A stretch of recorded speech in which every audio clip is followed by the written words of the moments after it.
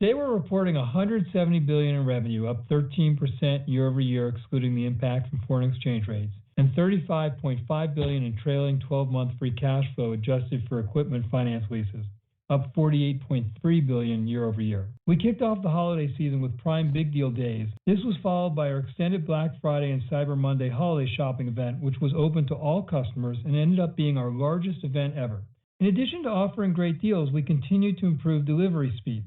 In 2023, Amazon delivered to Prime members at the fastest speeds ever, with more than 7 billion items arriving same or next day, including more than 4 billion in the US and more than 2 billion in Europe. As we're able to get customers items this fast, it increases the number of occasions that customers choose Amazon to fulfill their shopping needs, and we can see that in all sorts of areas, including how fast our everyday essentials business is growing. We reduced our cost to serve on a per-unit basis globally.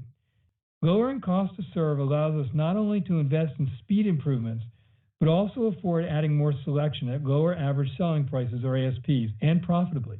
Alongside our stores business, our advertising growth remains strong, up 26% year over year, which is primarily driven by our sponsored ads. Brands are using our capabilities to reach engaged viewers on Twitch, Freevee, Fire TV, and Prime Video shows and movies, which just launched in the US, as well as Thursday Night Football. Shifting to AWS, revenue in the quarter grew 13% year over year in Q4 versus 12% year over year in Q3. And in Q4, AWS added more than $1.1 billion in incremental quarter over quarter revenue, which on an FX neutral basis is more than any other cloud provider as far as we can tell. 2023 also was a very significant year of delivery and customer trial for generative AI. We already have several customers using our AI chips, including Anthropic, Airbnb, Hugging Face, Qualtrics, Ricoh, and Snap. At reInvent, we launched Amazon Q, which is an expert on AWS, writes code, debugs code, tests code, does translations like moving from an old version of Java to a new one,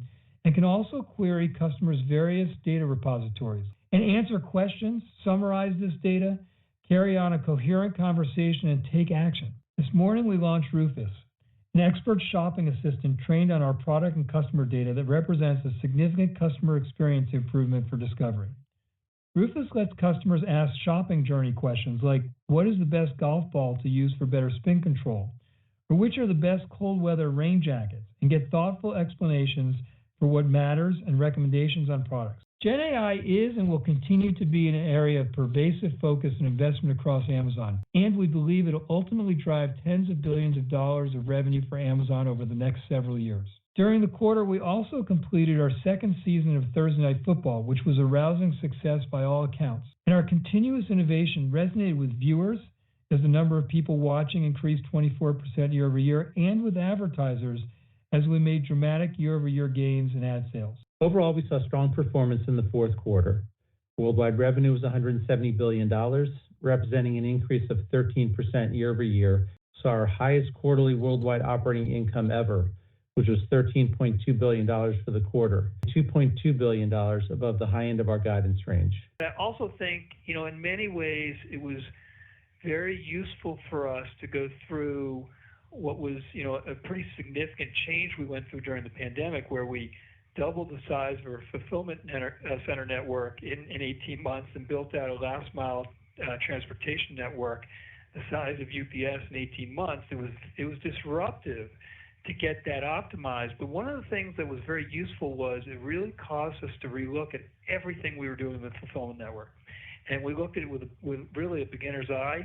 And we have found so many areas that we believe that we can evolve that I think will both help our cost to serve and even more importantly, deliver faster delivery speeds for customers. What's attractive to enterprises when they think about coding companions like Q is just if you can get 30-40% better productivity for your developers, which in many cases for companies is their most scarce resource, it's a game changer.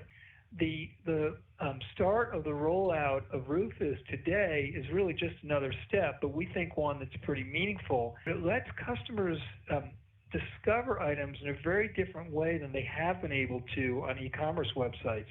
So if you want buying advice like what should I look for in a pair of headphones, or you're on a detail page with rich product info where you don't want to go through the whole page. You want to ask, is this pickleball racket good for beginners?